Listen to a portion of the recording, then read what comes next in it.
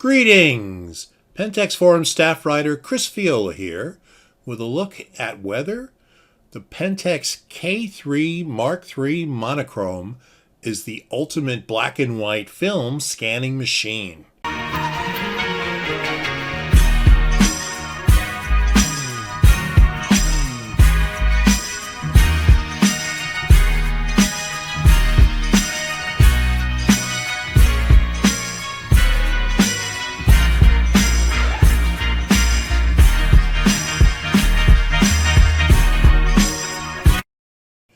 This is a question that occurred to me after the story I did a few months ago about the new golden age of black and white photography brought on by Pentax and Leica's monochrome censored cameras.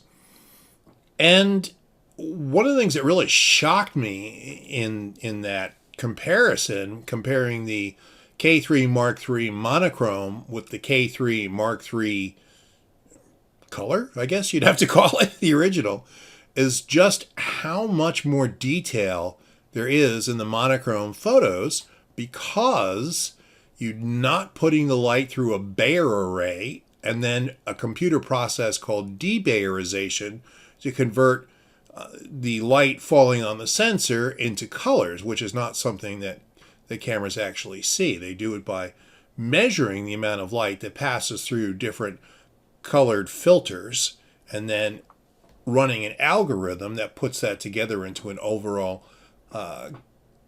color schema. That's the science behind what they call color science, but there's no color to process in old Tri-X rolls of film, of which I have many, because of my decades as a photojournalist, where it was Tri-X, F8, and B there for good pictures, or at least newsworthy pictures.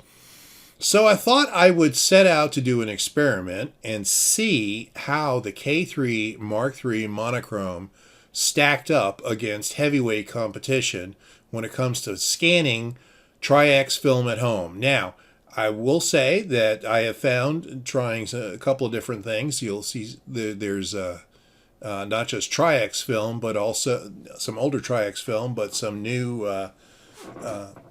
Ilford HP5 film shot through the Pentax 17. I think this pertains to all black and white film scanning. I think it is absolutely irrelevant to color film scanning of any kind, obviously. But that needs to be said. So here's our first contender. It is the Pentax K3 III Monochrome equipped with the Pentax DFA 50mm 2.8 macro lens. Our next contender is the Noritsu HS 1800 scanner. This is an extremely high-end and very expensive scanner run by our friends at Legacy Photo Lab of Fort Worth, who do all my scans, who process my film and do all my scans. And I cannot speak highly enough of these guys. They do great work. This scanner produces 16-bit TIFFs and I believe does 3 single color scans and then puts those together. It's not a Bayer to Bayer process, clearly. And then third, which will feature our Bayer to Bayer process, is my Sony A7R II 42 megapixel full frame camera. I did not want to make this to be a simple thing where the monochrome went up against another APS-C color camera or something. I wanted to really see, is this the best quality that you can get scanning film? Here we go. First, let's take an image scanned with the Noritsu HS 1800 scanner and also developed by our friends at Legacy Photo Lab of Fort Worth again. Just want to be specific about this. This is a roll of Ilford HP5 shot through the Pentax 17, so it's new film, newly developed, all very recent. I'm going to show you some old film later, which is a lot of what I'm doing with scanning film at home. But I wanted a new roll to really give, and a new roll that I hadn't developed myself to really give the maximum quality to this thing. And you can see that it's a little contrasty. Tones are decent here in the metal, and you can see. I want to be able to. There's an incredible amount of detail. Again and again, I keep coming back to the point where the Pentax 17 lens just punches way above its weight. I'm just could not be more impressed with that thing. So let's now bring in the Sony.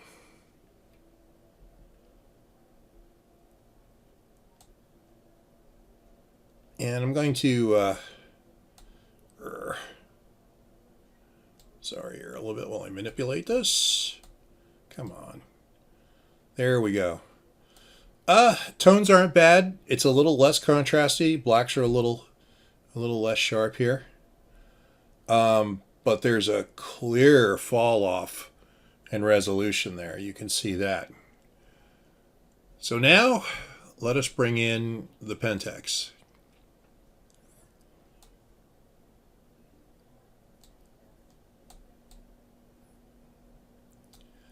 A little darker. I tried not to post process these too much. I wanted you to be able to see things as they were.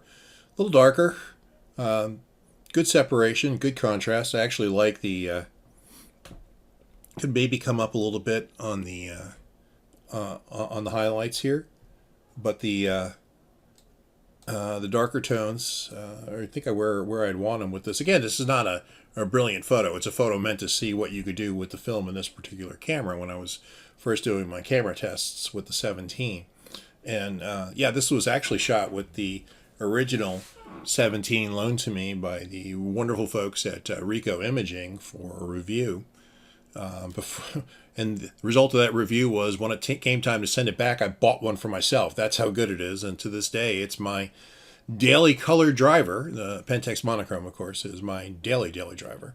So let us take a look. And I frankly was kind of shocked when I first saw this, but it is very close to in my mind anyway. I mean, this is a little higher tone, a little brighter tone, but in terms of the detail, it is extremely close to the Noritsu, and both of these blow the Sony out of the water. The Sony simply just doesn't compete, and I haven't even. I mean, if I zoom the Sony up to where the other two are, it's just a mishmash. So I think the Noritsu might be a little sharper than the Pentax, but look how far I'm zoomed in here. I mean, here's the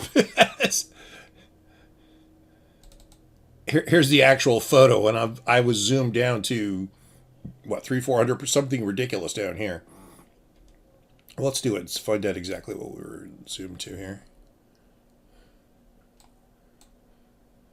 All right, that is 260%. 260%. That's where we are with that. Yeah, I don't really think you could do much to tell that apart from the Noritsu there. It's extremely close. I mean, I think you could, if you popped up the highlights and the contrast a little bit, you'd be about in the same place. It's that good. The Sony is clearly not in the same ballpark as the other two. But this is a half frame camera, and I wanted to give the Sony another chance. So I took an old photo.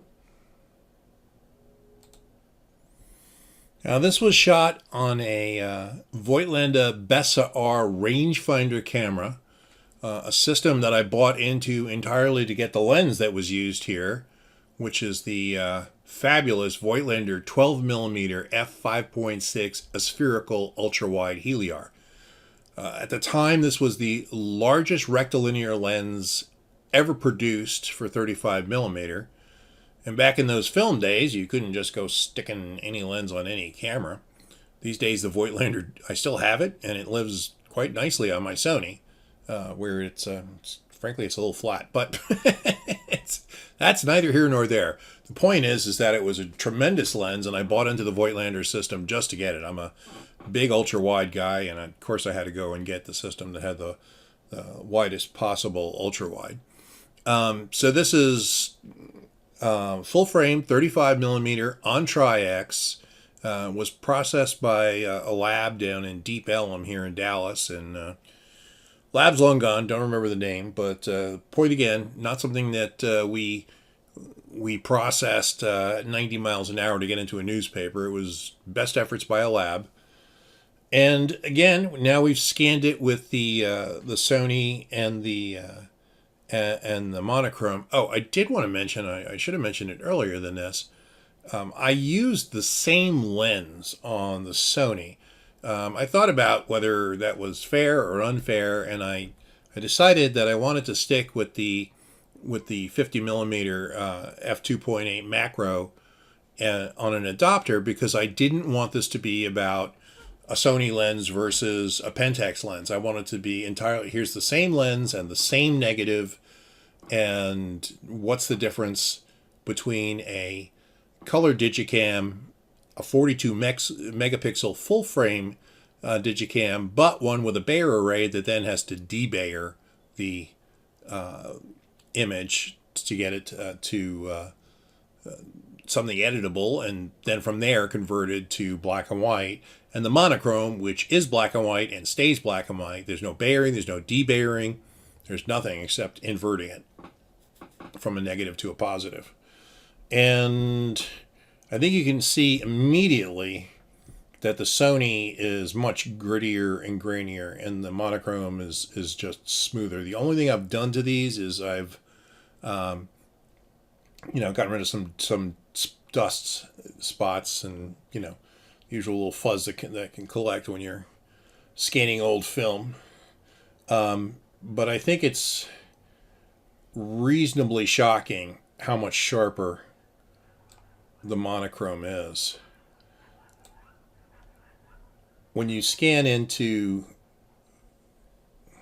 when you zoom, I should say, into the scan here, you have a pretty good view. I mean, we're at 240% here on both of these, and you can clearly see the decorations around the windows on the Broadmoor building here in Colorado Springs, and the Sony has just evolved into mush. The roof is even worse. You can see the roof tiles here and there. It's just grain. So yeah, you can see this has turned into some sort of, the pipe has turned into some sort of weird swipey thing. That's the debayerization process, where it's trying to figure out where to put the pixels, as it were. So there you go. I think I've answered my question, and for me at least, the monochrome is far better than anything else for scanning old black and white film. The only thing that punches with it is something like the Noritsu, which is, I don't know, 5 or more times the price, and really it's a lab. It's a lab setup. It's not something. I mean, if you can go 10 grand for a home scanner, that's great. But it's more power to you at that point.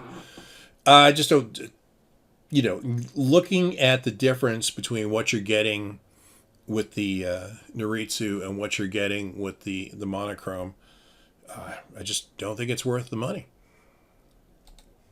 I mean, I think if you have a lab, the Noritsu is worth the money, but certainly because it will, I'm assuming that the majority of the scanning that you're going to do in a lab is going to be color film. But for just black and white film, it comes back down to this. Here's the Noritsu on the left, the monochrome in the middle, and the Sony on the right. The Pentax monochrome clobbers the Sony for scanning, and is pretty close to the Noritsu for, a much more reasonable price. And you also get a camera. You can go out and shoot black and white. So that's the answer to my question. Is the K3 Mark III Monochrome the ultimate scanning machine? Maybe not ultimate, but close enough for me, that's for sure.